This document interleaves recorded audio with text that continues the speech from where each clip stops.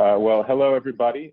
Thank you very much for joining us for this Kennan Institute event. My name is Matt Rojansky, and I am a disembodied voice because I'm not able to connect to the Zoom video, but you'll hear my voice here in the introduction, and then I'm going to hand the floor to my esteemed colleague of the Russophile, Maxim Trudolyubov. Before we get started, I want to remind everybody you can keep up with our events and publications on our website, and also with our podcast, Kennan X, and our new podcast run by Max and my colleague Isabella Taborowski, the Russophile. In the latest episode of the Russophile, one of today's guests, Franak Viačorka, will be discussing with Max the emerging civil society in Belarus. So you'll get an even more detailed look at the topic that we'll discuss with a broader panel today. If you connect with that podcast on our website or on Spotify, Apple Podcasts, or SoundCloud. Now, if you have any questions in the course of today's discussion, please be sure to send them by email to kennan@wilsoncenter.org or tweet them to @KennanInstitute, or simply post them on our Facebook page. And please make sure to include your name and affiliation when sending questions. It will make it more likely that we'll put your question higher in the queue.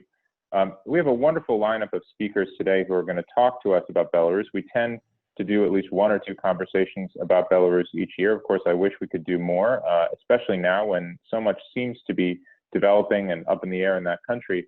But Belarus has had a particularly unusual response to the COVID pandemic.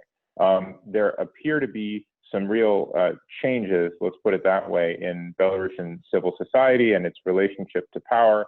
And of course, Aleksandr Lukashenko's, shall we call them, unusual reactions to the pandemic. All are worth considering, and I think the panel will do that for us. One of the most striking images last month when Moscow canceled its enormous 75th anniversary World War II Victory Day parade that was to have been on May 9th, Minsk nonetheless held it and went forward. And so this, I think, was emblematic of the unusual position that Lukashenko has taken on this issue, all against a backdrop of what appears to be a kind of growing gap between Lukashenko himself and the Kremlin, despite a 20-plus year history of the two of them, and in many issues being very aligned. So that's another question I think the panel can consider. And then, of course, the rising wave of apparent protest and apparent elite opposition, in particular, two quite prominent presidential candidates who appear slated to potentially challenge Lukashenko in the presidential election for later this summer. So a lot of issues on the table, a lot of questions. I think we'll be in very good hands with this panel. And what I will do to avoid the awkwardness of being a disembodied voice for the rest of the hour and 10 minutes or so that we have is I will introduce Max Trudolyubov now. I will hand the floor to him. And he will moderate the remainder of the panel, including the Q&A, though I will reserve the right to chime in if I can. So Max Trudolyubov is a senior advisor at the Kennan Institute. He's editor-in-chief of our Russophile blog. He's an editor-at-large of Vedomosti, the Russian newspaper, and is the host of our new Russophile podcast. Mr. Trudolyubov was the editorial page editor of Vedomosti from 2003 to 2015 and has been a contributing opinion writer for the International New York Times since the fall of 2013. Max, the floor is yours. Thank you. Thank you, Matt. And hello, everyone. I think it's a great, we're in great company, and I think it's a great time to discuss Belarus. This year is bound to be interesting and intriguing for Belarus and all of its immediate neighbors. I was myself quite interested and intrigued by looking at President Aleksandr Lukashenko's response to the pandemic. The pandemic itself essentially proved itself to be some sort of a kind of an event that shows that makes things visible that usually are not that obvious. And so we will start, I think, with Katsiaryna Šmacina. Katsiaryna is the Rethink CEE Fellow at the German Marshall Fund of the United States. She focuses on Belarusian foreign policy, regional security, and the impact of the great power relations on smaller actors. So, Katsiaryna, let's start with you. The floor is yours with your presentation. Thank you, Max. I will start with the observation that the COVID crisis underlined the existing problems in Belarusian domestic politics and in Belarusian foreign policy. And I will start with talking about the civil society response, and then we'll add a few remarks on Belarus on relations with, on global stage in that environment. And so there is a very nice way how the Belarusian human rights activist Andrei Strizhak put it, that the Belarusian civil society took charge of dealing with COVID crisis instead of the government in the current circumstances. And it means that there is a bunch of crowdfunding initiatives. There are groups of volunteers who deliver necessary supplies such as masks to health workers, and there are activists who help people who are homeless or otherwise in need in these times. Because as if you might have heard, and this was in the news, Belarus appeared on the headlines all the way to US magazines when with the statements of Belarusian president who said that there is no such thing as COVID, it's not a big deal, and we can just play hockey and relax. And then at the same time, there is a bunch of people in need and very little response, including some financial support to people in need. And I assume that my colleagues will touch probably more on the human rights situation and stuff like that. And I would like to talk about something I specialize on. I'm on the board of a women's rights organization of working women. And we advocate for women's rights at the job market. And what we were trying to do during last month, we were spreading a survey, and so far we have more than 1,000 of respondents questioning women of what's going on with their job rights and whether the government, they have had any support, if any. And so the figures so far are quite interesting. So about 30% of women said that their financial conditions and the financial situation significantly decreased during past few months, but only 1% of them have received some support from the state that would help them to deal with this financial situation. And then at the same time, in this Belarusian organization of working women, we do have some legal or try to provide some legal services to women in need. And there is a bunch of cases where women face with the contract with the situation where the employer tries to reduce or deteriorate their working conditions and then try to offer the much worse remuneration and replace the contract conditions. Again, this is happening during past few months. This is clearly related to the pandemic crisis, but then employer won't say that, okay, we're doing this because of the pandemic crisis. And then in Belarus, we essentially don't have functioning labor unions who would effectively, or other clear mechanism that would actually clearly protect those rights. So, and then again, when we talk about women facing violence, domestic violence, when there is a sort of international calls by the UN Secretary General to protect women who are vulnerable in this situation all over the world, we don't see those issues much on top of the agenda of the Belarusian decision makers, who are dealing very much with the overall vulnerability of Belarusian economy. We don't have quarantine pretty much because we don't have any safeguards for the to provide any social services or to face the drawbacks related to COVID. So these were a few remarks regarding to how the civil society actors, such as activists, sort of try to jump in and to deal with the crisis. And when we talk about the Belarusian foreign policy interests in this COVID environment, from my observation, again, it underlines the existing scope of Belarusian vulnerability. And the way that we seek money and some support for macroeconomic stability, and we're negotiating with IMF, but the negotiations are not going easy. And then again, much will depend on the outcome of the elections, the presidential elections we're having.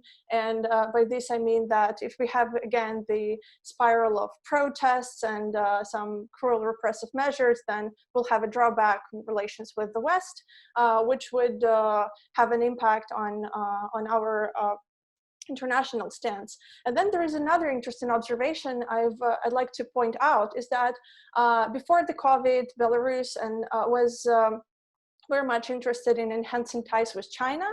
And this is very clearly visible. This pattern is clearly visible in the time of COVID, where I was looking through essentially Belarusian state media, where they very nicely spread the messages by the Chinese ambassador in Belarus, and present very nice sort of decorated and sweet messages by saying how wonderful ties we have with China, and that the China leads globally as a international leader dealing with this crisis.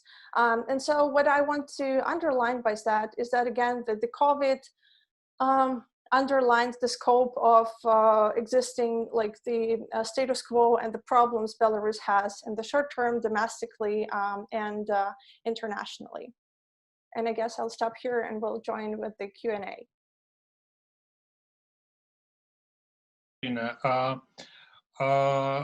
Franak Viačorka is with us. He's a Belarusian journalist and a media expert. He has worked for quite a long time, has worked for the Belarus service of Radio Free Europe, Radio Liberty. He's also vice president for Digital Communication Network. So Franak, you will probably speak about how Lukashenko's stance on the COVID pandemic will affect or is affecting his presidential chances. It's important that this year is also the year of presidential elections in Belarus. Me being from Russia and Russian, I'm always interested to learn more about elections in countries like ours, where they're not usually the kinds of elections people in Western societies know. So, Franak, the floor is yours. Thank you, Max. The real pleasure being here. So this year is not only a year of presidential elections and the COVID pandemic, it's also a year of when Russia is launching the nuclear plant in Belarus, when China is launching 5G Huawei network in Belarus. So this year is like life-changing for many Belarusians, and it can be policy-changing for Belarus society as well.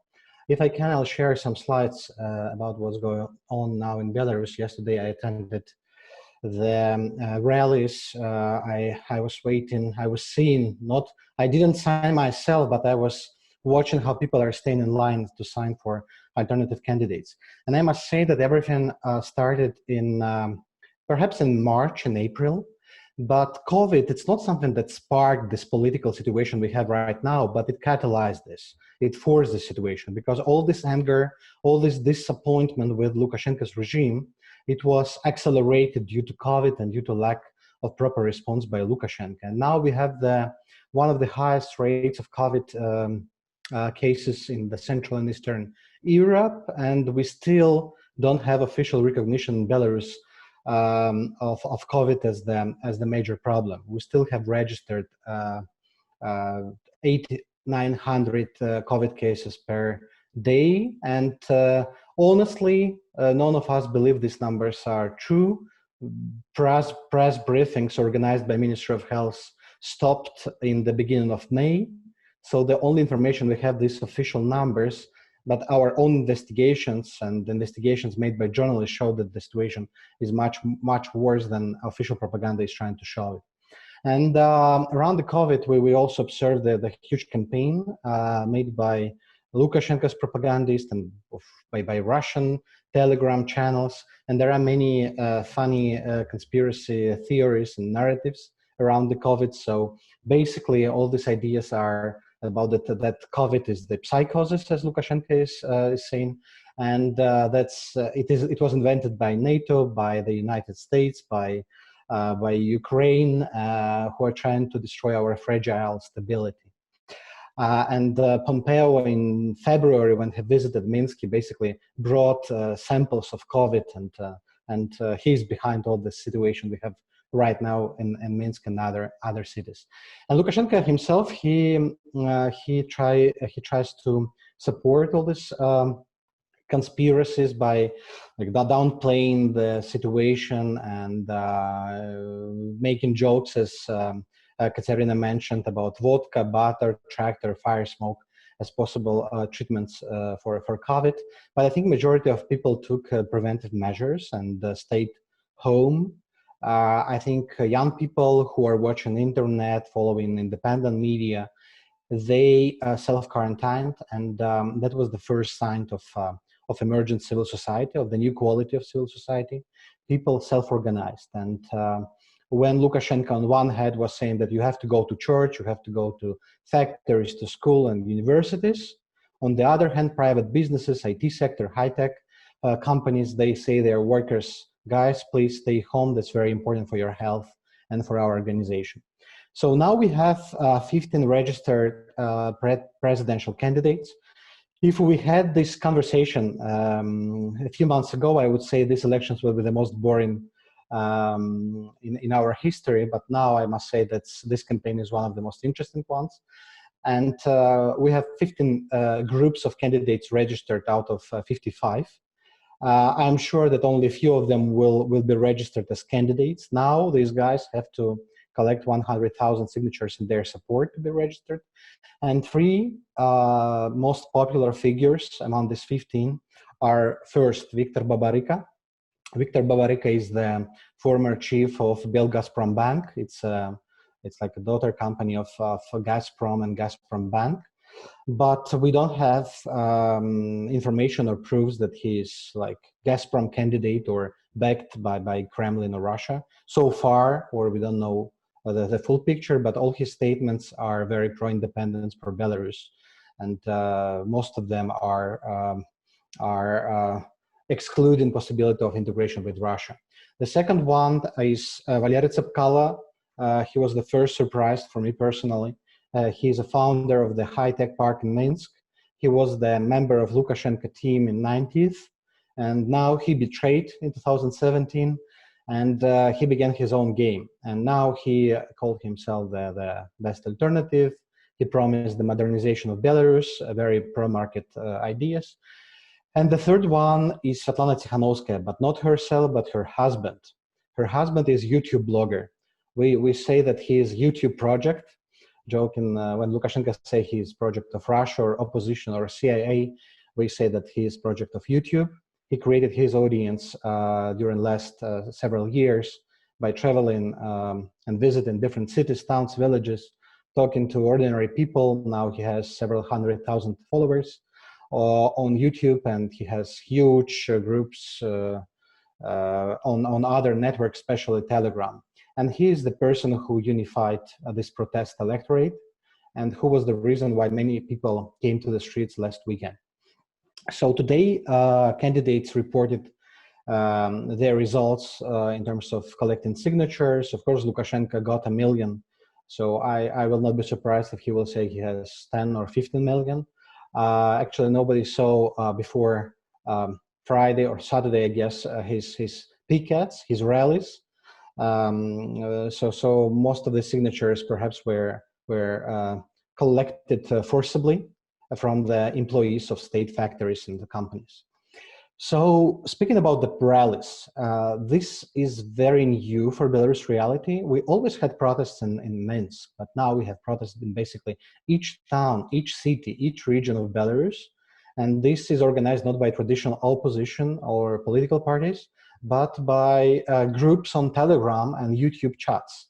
People from the YouTube channel, followers of YouTube channel of Tikhanovsky, just saying, look guys, we are going to Baranovichi tomorrow, let's leave, you can leave your signature in support of Svetlana Tikhanovskaya. And people are gathering. So first weekend gathered thousands of people everywhere. And the next weekend, yesterday actually, government took preventive measures. They are trying to arrest preventively members of Tikhanovsky crew, including the Tikhanovsky, the husband of Tikhanovskaya, this YouTube blogger. So now we have about 40 people jailed. Today they were trialed and they got from 10 to 50 days of arrest. Some of them were fined, and we also have 10 people, including Tikhanovsky himself. They're facing criminal charges. They're accused of attacking the policeman in Grodno. So journalists made investigation, and it shows there was no real attack, but government is trying just to isolate them for the period of campaign. So, and just summarizing, the situation we have now. As I said, I was surprised, as many other analysts in Belarus, of this development. I couldn't imagine so many people joining the initiative groups of candidates. Most of the candidates do not pay the collectors of signatures, which is also very new quality. Many people are really collecting signatures as volunteers, spending hours, days, and weeks, and risking their health and freedom, just because they believe the changes might happen this August. There are new faces, new people. Even if Lukashenko will crack down in August, Tsapkala and Tikhanovsky and Babarika will stay in politics, most likely. We have huge volunteer movement. Strizhak, mentioned by Katsiaryna earlier, he just wrote me a few minutes ago that they collected $301,000. So basically, it's incredible. They collected this money to buy masks and equipment for hospitals. It's amazing. It's awesome. We never had such self-organization in Belarus. And before, the same people were gathering money for paying fines of opposition activists and party leaders. We have new activities, new organizations, mostly online, and new campaigns promoting Belarus identity, civic mobilization, the common response to COVID. So as Katsiaryna mentioned, when government doesn't do anything, people begin doing stuff. And it's not only in Minsk, which is very important. So when the protest will take place in August, then most likely they will take place in different cities. And that will create a very new situation for Lukashenko, when he will need to send troops and policemen to different places simultaneously. So as I always say, that's a window of opportunity. We have to consider this situation as such. We never had situations similar to this one. It's possible to compare it to 2010 in terms of the crackdown, which is happening right now. But on the other hand, Lukashenko also feels very, very weak. He has to balance between Russia and the West. He always has this seesaw policy and dilemma, to take. He has mental support from Moscow, and on the other hand, he's receiving money and some balancing and some trade-offs from the West. We have media, and it's my final thought. So when other countries, they're facing now only like Russian propaganda, let's say, Belarus is facing both state propaganda and Russian propaganda. Sometimes they work together to destroy democratic movement or any tries, any roots of civil society. But sometimes they are attacking each other, which is happening right now, especially on Telegram. Telegram is the main battlefield. In contrast to Russia, Telegram in Belarus is still controlled by independent groups.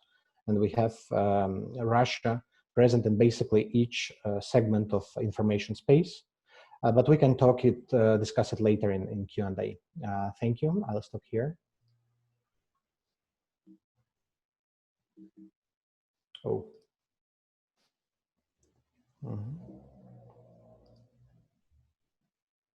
That's incredibly interesting to watch from Russia. We now turn to Vytis. Vytis Jurkonis, are you there? Because I cannot see you. Vytis, hi. So Vytis Jurkonis, joining us from Vilnius, is a project director at Freedom House, and he leads its Vilnius office. He is also a lecturer at the Institute of International Relations and Political Science at the Vilnius University. Vytis has studied Belarus and has spoken a lot on Belarus-related issues and on Eastern Partnership. So we are going to look at this side of the relationship, the Western part of the Belarus seesaw politics, its complicated relationship with the European Union. Vytis, the floor is yours. Thank you. It's really a pleasure to be here. It's a very interesting conversation. And it's wonderful that when my dear Belarusian colleagues were mentioning, geopolitical aspects like elections, and I really want to focus way more on the civil society. I mean, it's what we are witnessing now. It's something like phenomenal example of civil society in Belarus and its strength.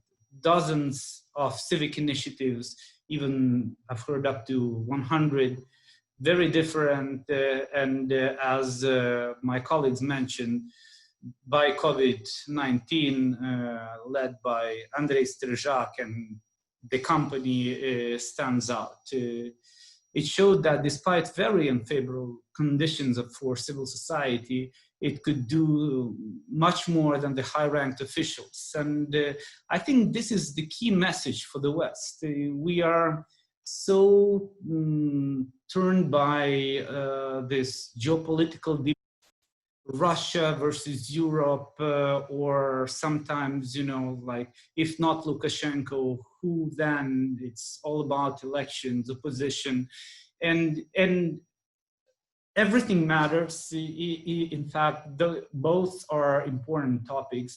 But I think that what the Belarusian civil society is signaling is that it was underestimated for so many years, and that this public debate and international debate usually was happening around the elections, around protests, around the geopolitical issues, but not what is happening inside. And the beauty of this by COVID-19 initiative, which was assisting the medics, the doctors all over Belarus, it's that it's really not a traditional civil society organization. It's not a gongo either. It's not run by the by the government. And it's interesting that this initiative was basically emerged and it emerged, if I'm not mistaken, at Franak Viačorka's birthday on the 26th of March. So it emerged as a civic response to the pandemic, and they took a responsibility, coordinated a lot of volunteers, and it's a very diverse group of people, different background, political views. We are usually hearing stories about this, that the opposition is not united, that they are quarreling among themselves, and this initiative was exactly the opposite. There's a cause, they are united, they are avoiding this toxic political battlefield, and And it's gonna be even more toxic, as Franak was mentioning, because presidential elections are approaching. So I do believe that many underestimated the strength of civil society, and not only in Belarus, I mean in Lithuania as well, to be honest. And I admit that it's very hard to measure, like as a researcher at the Vilnius University, and even as a Freedom House person, we are measuring the democracy index, and I'm often like waving a flag, you know, that society is so important. We need to like pay more attention, be more optimistic about what's happening there, despite all the restrictive environment. And I think the last years in Belarus are witnessing that we have a very tough operational environment, and yet the civil society is punching above its weight. So someone might ask whether like there was any assistance and cooperation with the government. It was very limited. I mean, the guys do admit that there was some cooperation with the Ministry of Foreign Affairs because they needed to transport some of the things from the neighboring countries. There was somewhat cooperation with the Ministry of Health, but it was rather limited. The good thing, though, is that they didn't mess around, not yet at least, and that's a good thing.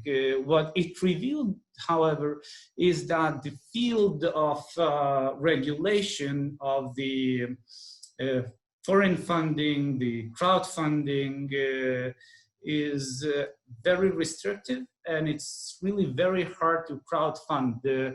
Franak mentioned an incredible amount of money for Belarus that they managed to crowdfund, up to $350,000, and I think it's huge. And now there's a question whether some of the guys in this initiative wouldn't be facing taxation issues, and some might be facing something around $30,000 like for what they fundraise, which is huge, and it's a big open question. The regulation of the volunteerism, you know, they had 1,500 volunteers in their database, 200-300 constantly working, cooperating with them. So again, incredible. The fundraising issue, it was not only business companies and IT people that were donating money, but also the diaspora. They were very surprised that, for instance, one of the surprising factors was like Canada, that some donations came from Canada, but it included also the US, Poland, Germany, UK, Czech Republic. So no public recognition and appreciation publicly by authorities, at least yet. As I've said, the main concern is, and this is something to really observe, I think that might cause huge frustration if people involved in this Buy COVID initiative, if they would be charged or somehow asked to pay taxes for that. I think that might cause an additional wave of frustration. People would not understand that, but we are yet to see if the authorities are not making any exceptions here. But what I'm concerned the most, that this phenomenal story that we are witnessing around the COVID-19 in Belarus is going to be overshadowed by elections. And we will be speaking about opposition candidates, repressions, electoral code, recognition, non-recognition of the elections. And I would like to believe that this incredible performance of the civil society would not be forgotten, because one way or another, I think the West should be focusing on civil society much more. It's perhaps a long-term perspective, but which will not bear immediate fruits tomorrow. But I truly believe that's one of the few windows of opportunity, if not the only one, and for sustainable change in Belarus. And at least for me, throughout the last 10 years, by COVID-19 is something to be in the top 3 inspirational stories in Belarus.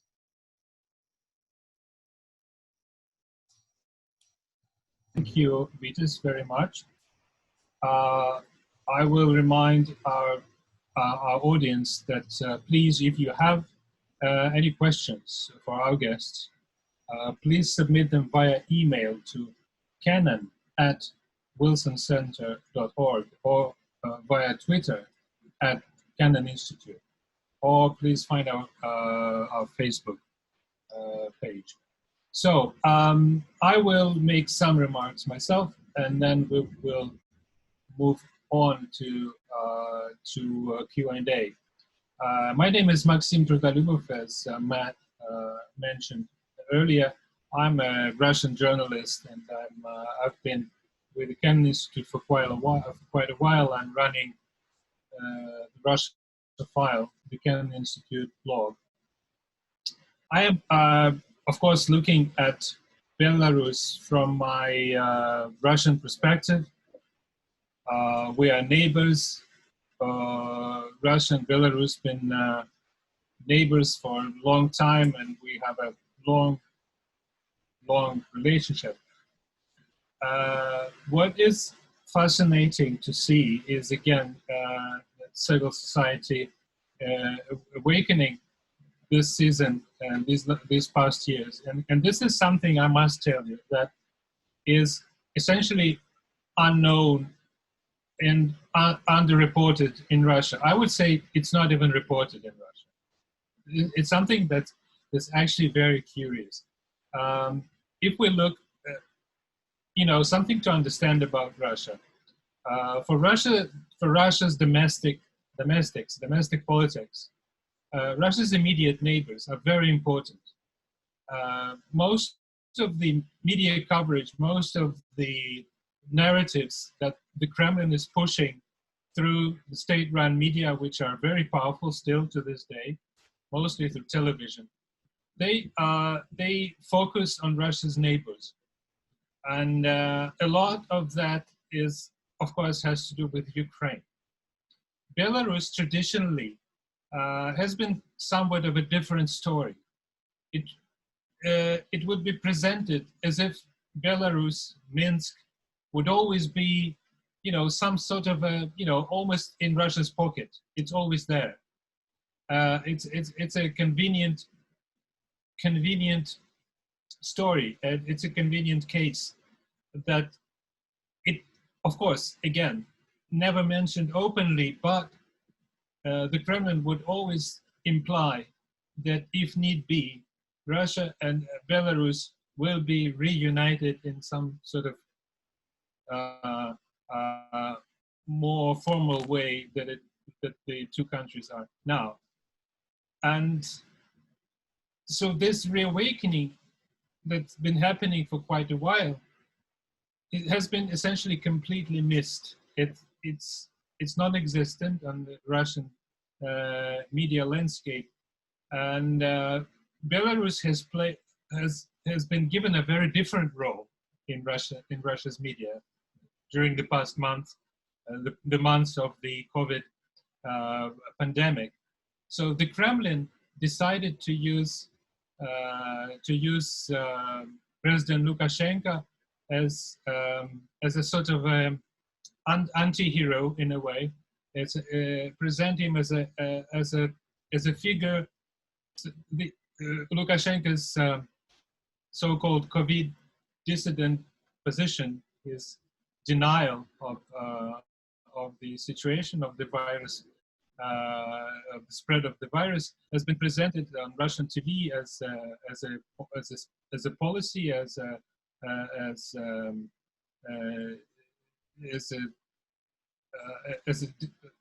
Minsk decision to deceive its citizens.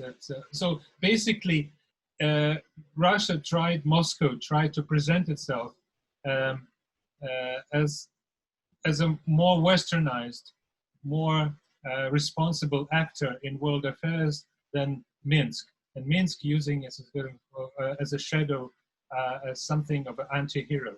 So this is kind of a media story that's interesting, that's created by the Kremlin, and it basically completely overshadowed anything that actually has been happening in Belarus. So it's very, I think, interesting to see and realize that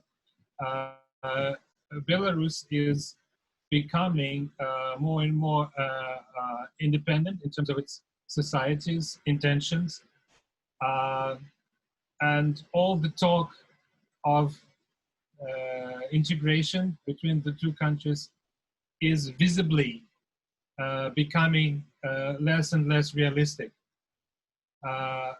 which is probably, I mean, probably the Kremlin does understand it, and so that's why they are creating this kind of a sort of a smoke screen that is hiding the real processes that are happening in Belarus. I don't know, but the fact is that Belarus is some sort of a blind spot for Russian society. The Russian society does not see it, and but it would be a very important lesson for Russia. Russia's own civil society has been actually quite active during the COVID pandemic, but and of course it's very difficult to compare these things. The countries are different. Belarus obviously is much smaller, although it's not a really small country. Russia is a huge country, has many cities, and civil society is very active in Moscow and St. Petersburg and Yekaterinburg, Krasnoyarsk, but normally it's confined to large cities in Russia. And I would say that Russia's civil society did not see and something of this kind of an unexpected resurgence that we see in Belarus. So an exchange between the two would have been actually invaluable and very interesting, I'm sure, for the Russian public, which we will try and improve on and write more about Belarus in Russia. I think this will come with time. But so basically, I think what is very important to stress at this moment is that the kind of politics between Russia and Belarus that existed for essentially for decades now, we can say, between the mid-90s and a few years before, this kind of politics I think is essentially in the past. The role that Belarus has been playing and the way the Kremlin has been using Belarus is a kind of a fallback option. That's something that's always a possibility. Again, for the Kremlin, that's an important thing, to have a kind of a trump card, something in your up in your sleeve that you can suddenly get and make a very strong movement. Before, the Kremlin would make those decisions in foreign policy, a sudden aggressive move, or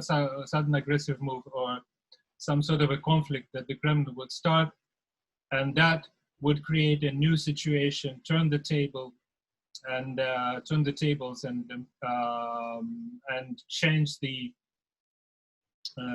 situation. So the Kremlin would essentially keep everyone on their toes and come sort of at the top of the game. This sort of expectation, this sort of treatment of Belarus, I think, is no longer possible. Looking at how Belarus society is developing. So I think this is an important milestone. Probably this milestone has not been fully realized by Russian society and the wider public. So I will stop here, and we'll try and get to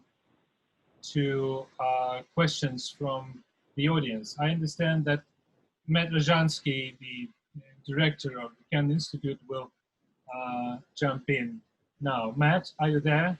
Hi. Yes, can you hear me, Max? Yes, I can hear you. Okay, thank you again for moderating, and I apologize for my poor connection, so I'll keep the questions short, and then I'll let you conduct the rest of the event. I noticed that you talked quite a bit about Russia.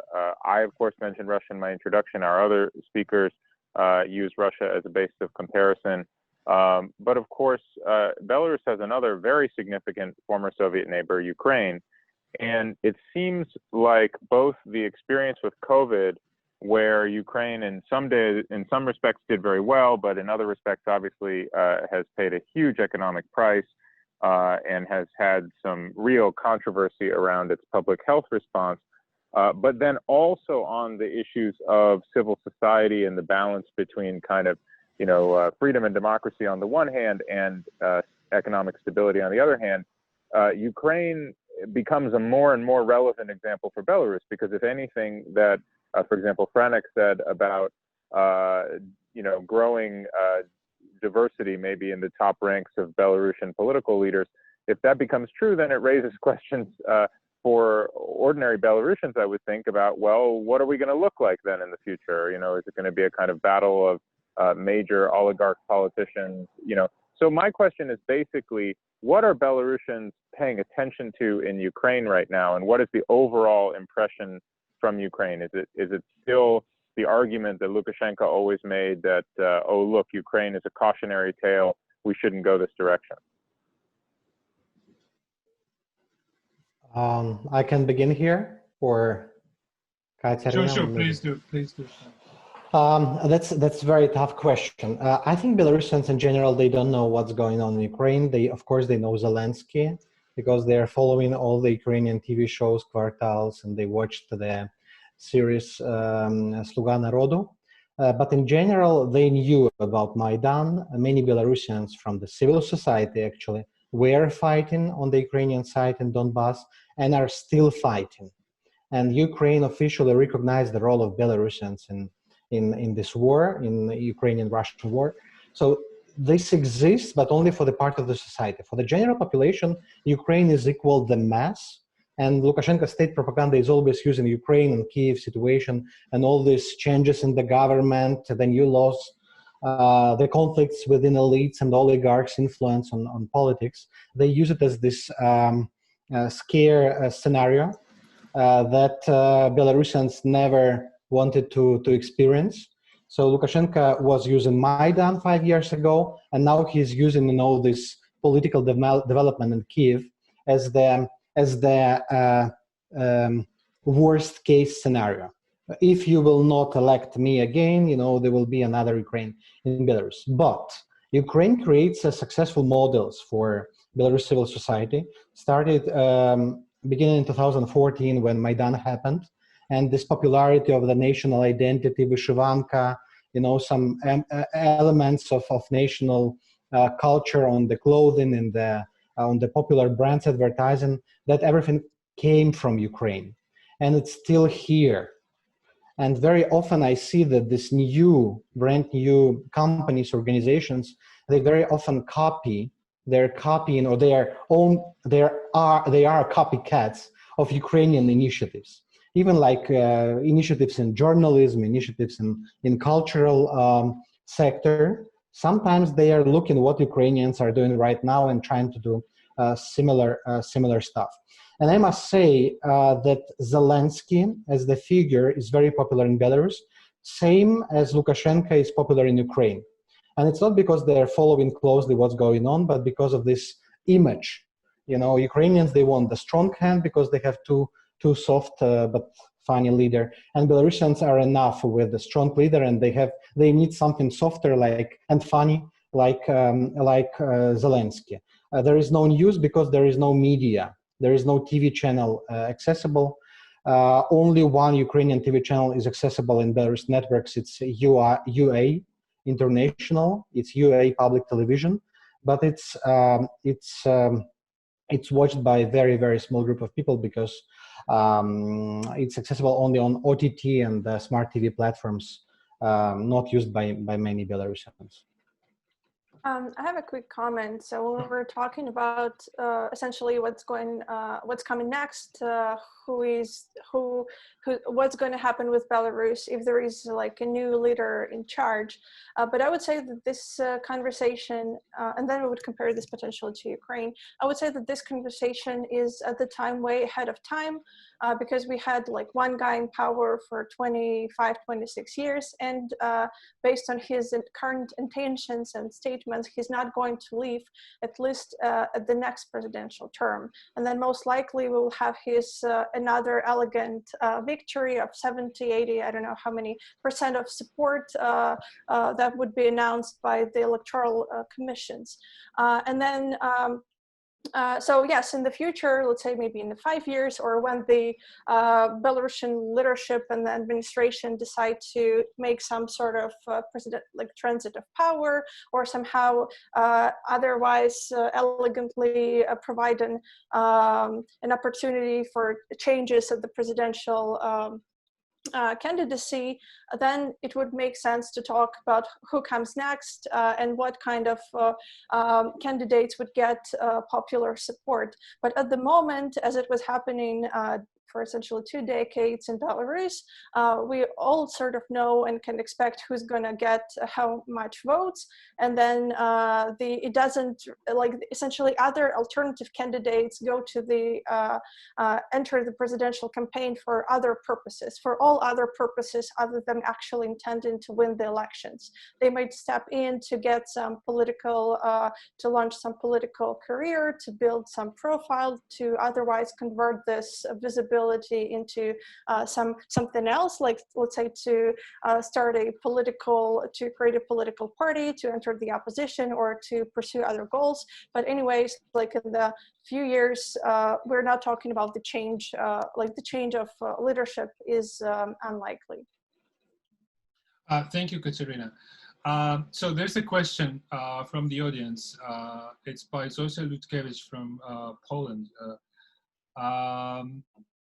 It's essentially about the current activism. Will it last beyond the pandemic? Is it sustainable? So any of you, Katsiaryna, Franak, Vytis, do you think? It will last for sure.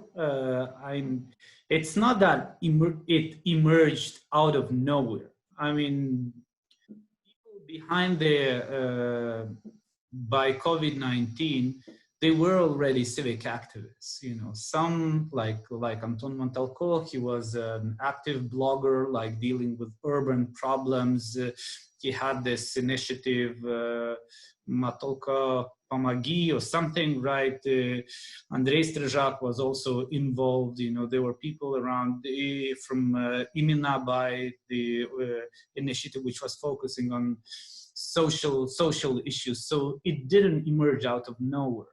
The fundamental question is are we going to invest into it further and bear the fruits? Because I think that the public support, given their incredible effort, is going to be pretty big. The problem that civil society was usually in Belarus was usually viewed even by ordinary people like something gongo related, you know, like the organizations like Belarus or BRSM, this like Belarus, it's basically government related entities, or it was very oftenly somehow like merged, especially by the foreign analysts, that civil society equals opposition, or opposition equals civil society. And I think this perception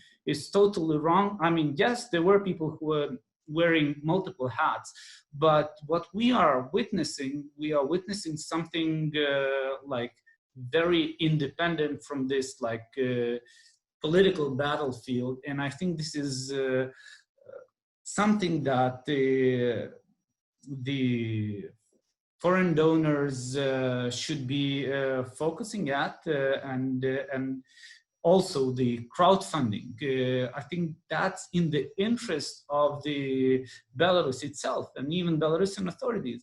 I mean, yes, we've heard this narrative as if Lukashenko is the sole guarantor of and protector of Belarusian sovereignty, but in fact, the real resilience is Belarusian people, and the more active they are, the better it is. I mean, the fact that you, like Max, you mentioned that we didn't see it coming. I think that also there's a huge potential of cross-border cooperation. In fact, after the election crackdown in 2010, those were like Belarusian and Russian human rights defenders who were launching the Moscow mechanism. You know, the very same also outstanding civic initiative Imena By is something of what we are seeing in Russia with Такие дела. There was like, I watched one Russian blogger lately, Leonid Pashkovsky, Хочу домой, and he did an episode about the Russian volunteers in Guatemala. You know, Yuri Dud recently made a huge episode about the Silicon Valley, and I think more than half of the IT experts there were Belarusians. So, you know, the power out there is incredible. The question is if we are like working together with them to make it really sustainable and help them out, because currently the operational environment is very bad. I think that maybe it's already not that bad as in Russia, but a few years ago, it was worse than in Russia. And I think that, you know, unfortunately, the international community is not raising issues, you know, of all this restrictive legislation. And it not only could, but it should. Okay, thank you, Vytis. Anyone, any additional input? Okay, so there's an interesting question here coming from George Kroll. We've been discussing Belarusian civil society, and it is exciting what's going on. But here's the question. What about all those employees of the state-funded factories, workers, people who live on state pension, etc., who probably still form the majority of the president's power base? What are they thinking? What is their position? Are they still the majority? So can you talk about this, please? Any of you? Franak, Katsiaryna? Okay, so I'll start. Okay, I'll start. I'll just mention that it will be great to actually know what people think about important political matters and economic matters in the country. But I will just underline that we have severe restrictions for the conductance of the opinion polls in Belarus. And there were some people who do conduct those polls. They do not live in Belarus, and God knows how they managed to sneak in and then like conduct a little bit of those polls, which are not publicly disclosed. And then we can only guess by, I don't know, talking to people, by looking at the way people reach out to independent media, by the other the work of the independent journalists, or we can look at the cues in support of to put in signature in the favor of alternative candidates. And then I would say that's very interesting that people show up on the streets in the time of COVID crisis, actually putting their health at risk, and they would stand in those lines, and there are a bunch of pictures and then like in the media which prove how many people actually showed up on the streets expressing their discontent with current status quo and the lack of government support. Okay. Can I just add? Sure, yeah. I think, you know, this state sector in Belarus is like a form of modern slavery, because people are really afraid of speaking out or going to protest because they can be fired. Like the guy yesterday, the employee of the ambulance, he was fired because he was detained with Tikhanovsky, during the rally 2 weeks ago in Belarus, and he was fired. His contract was not prolonged. This contract system is still existing in Belarus, and it makes people afraid of losing the job. And after this, they will not find any other job in state sector. So, but the state sector is shrinking. The salary and the level of life of the state sector workers is going down. And we have the situation when they don't have anything to lose, which also motivate them, make them more angry. And many people waiting in lines last week, on a weekend or 1 week ago, they are actually teachers, they are employees of state factories. They say that they don't have anything to lose, they want better future for themselves and their children. And the anger they have right now, it is something that unified all these people waiting in line. I wouldn't say that's only specific group of people like students, young people, or like elderly staying to sign in support of alternative candidates.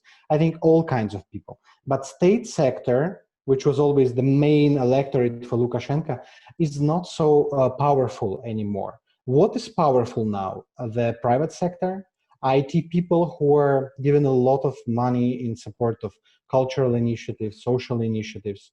The protests 2018-19 were widely supported by IT people. You know, these developers who are working for Americans, and they receive American salaries, living in comparatively cheap Belarus, and they have money to give $1,000 here, $1,000 here, which is huge money for activists.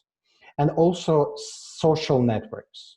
We have this crazily important news space, Telegram. In Telegram, there are hundreds of channels, communities. One community, Matolka Pomagi, for young urbanists. Another one is gathering help for doctors. The third one is watching human rights violations. You know, they all self-organize. And only because the technology enabled this, all these new people joined the movement. Before, they didn't have the way, you know, this corridor. They didn't see this door of entering the civil society movement, and now they have. It's just enough to create an account on Facebook, Telegram, or YouTube. Okay, thanks, Franak. So we have another question here.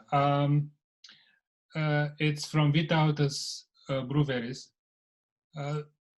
He is saying this: the West is head over heels in the rush to aid Lukashenko, saying that essentially President Lukashenko is the one defense against Russia's attempts to take over the country. He is protecting Belarus independence. So is this the right strategy of the West? So I would just add to that, how do you actually see, you looking from Minsk, how do you see the West strategy? Is there even such a thing now? How do you see it? And is this true that this is the strategy? Okay, so I would say that we had a few years of sort of normalization of relations, and the efforts of the Belarusian MFA paid off with improvement of relations with the EU, with the rapprochement, and some improvements with Washington, with recent visit of Pompeo, and the reestablishment of diplomatic presence between Minsk and Washington. And I would say that the West sort of looks quite pragmatically at Belarus. They do not want to put much, or like there is not much rationale, pragmatic rationale to insist on some domestic changes, some political changes, or somehow invest in Belarus, other than supporting President Lukashenko, who is quite a predictable guy, and probably is just better to deal with Lukashenko with Putin.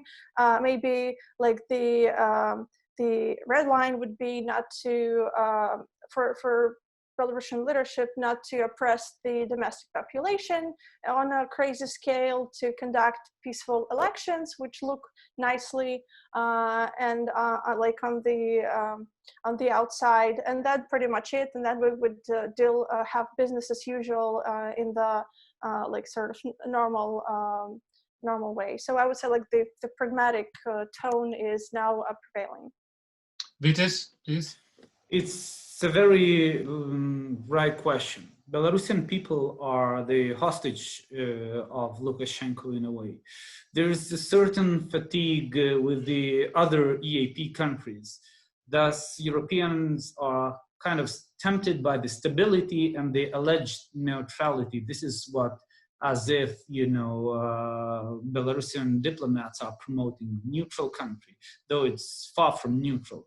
Some in Europe are even daydreaming of pulling as if Belarus a bit further from Russia. But let's be honest, like some of Lithuanian politicians were talking about the Marshall Plan for Belarus, but we, with all the countries, be Germany, France, we are not able to bail out Belarus.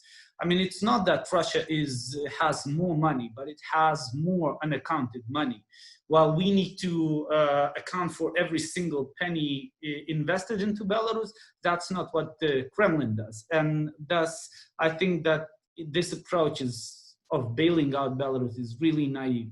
We need to invest and encourage, trade and all of that. Currently, attention to Belarus is at its peak, unprecedented. The temperature, as Franak said, in the society is very high. The dissatisfaction is high. And I think it would be a mistake to observe Belarus only from the perspective of elections and Lukashenko. Belarus is way bigger than Lukashenko, is much more diverse than Lukashenko, and the momentum to invest in Belarus and especially into the civil society is now. Okay, that's great. Here's another question. It's from Kenneth Yalovitz, former US ambassador to Belarus and Georgia. So the question is this: are there any signs of the police, security forces, or intelligence agencies shifting their loyalties? Also, can you speak about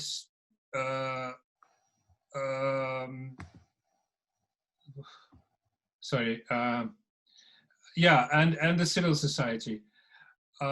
So I think that repeats the question we already covered. Will this wane? So basically the question is about if it's even possible to somehow assess the loyalties and the moods within the security community, what they're thinking. Is this possible to talk about this? Anyone? Franak, Katsiaryna?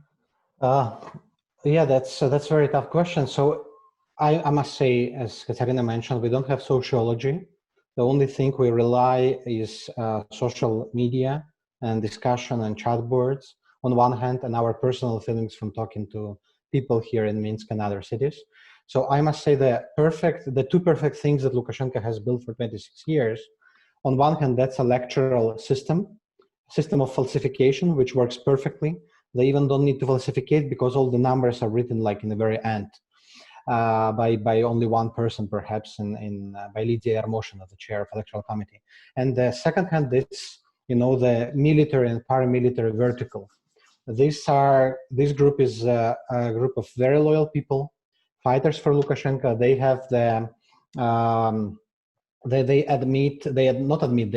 part of the Lukashenko's personal protection forces. So basically, we have his own security group. There is internal forces of military. There is the army. There is a huge group of policemen working in Belarus, and all of them are coordinated in order to prevent destabilization of the situation. But there are good signs of changes, and the signs are coming through social media. We see a lot of insights that are coming from KGB, from the police, from the government, even from top officials. They're sending the true information, they're criticizing the government. Sometimes, they use Telegram and independent media in order to destroy their personal enemies. But for the civil society and for the public, that's an opportunity to know more about the situation inside. And many people admit they are enough with the system, they don't want Lukashenko in the future. I would say for these 26 years, the new generation has grown, the generation of independence, They don't affiliate themselves with Lukashenko, neither with Russia. They travel to Poland, they travel to Lithuania. They see that it can be better. Now they are 35 years old, but very soon they will take the leading and managerial position. And it's not only about the internal security forces, police, it's about all the administration, all the vertical. And these people, unpublicly, they support Andrei Strizhak and by COVID initiative. They help cultural initiatives. They help even Tikhanovsky sometimes by giving him information and insights and real numbers. All the insights, Radio Free Europe, working the Belarus service, all the insights are received thanks to people working in the system. They leaked insights about the real numbers of COVID infected and COVID death in Belarus, and we rely on them. Okay, I will try and ask kind of a Russian question again.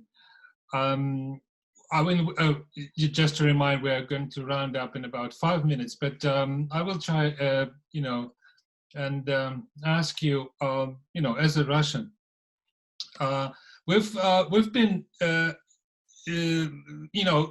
is a civil society in Russia. There is a certain opposition, and what happened with the years, we had this big surge back in almost 10 years now, 2011, 2012.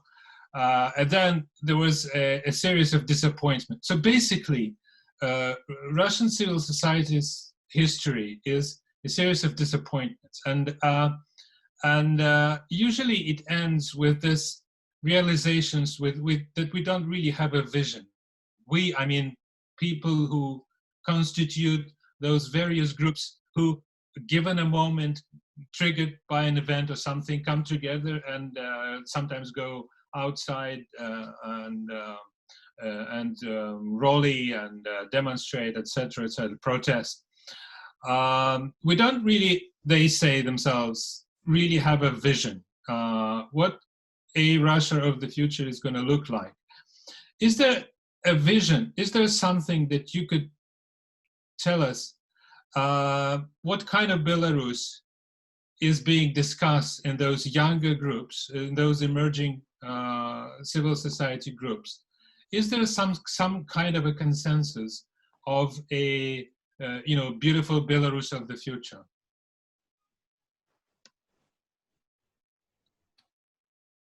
Okay, I feel like I have because to we have this. I'm prepare. asking this because we have this meme in Russia. Beautiful Russia of tomorrow, beautiful Russia of the future, which is by now kind of people are joking. Essentially, people are joking. This is something that Alexei Navalny is using all the time. Anyway, so I'm after Ukraine, okay. we had the most popular meme for 5 years, which was shared at 100,000 of times. It's very simple. It's the picture of the territory of Belarus and the text "Belarus is not Russia." And these pictures was shared basically by all groups of people in Belarus, even pro-Lukashenko, even pro-Belarusian. So there is a wide consensus that we deserve independent country, that Belarus is independent. It's a statehood which not failed, not because of Lukashenko, but despite Lukashenko rather, thanks to media, civil society, activists, cultural initiatives. But what we lack a consensus on national identity, markers. We still have two narratives fighting against each other. One narrative which take roots from Grand Duchy of Lithuania, Polish-Lithuanian Commonwealth. We all belong to this, the biggest statehood from the Middle Ages. And this vision is shared, and this story is shared by pro-independence, pro-democracy, pro-Western part of the population. But there is also post-Soviet, that we are still Soviet people, and we are like Russians, but with quality mark. And when we will find the consensus between these two narratives, it will be easier to understand, what is our national idea, because we still lack it. And Lukashenko, he is not interested in unifying nation. He's interested, in having this many groups, that are trying to drag to different directions. Thank you, Franak. I think I'm afraid we have to conclude now. There is clearly still very much to discuss, but we will close here for today. I'd like to thank you, our wonderful panel, for joining us this afternoon. And I would like to thank our audience for tuning in, for sending all those questions. We hope you will join us again for our next virtual Kennan Institute event. Thank you all very much. And bye-bye. Goodbye.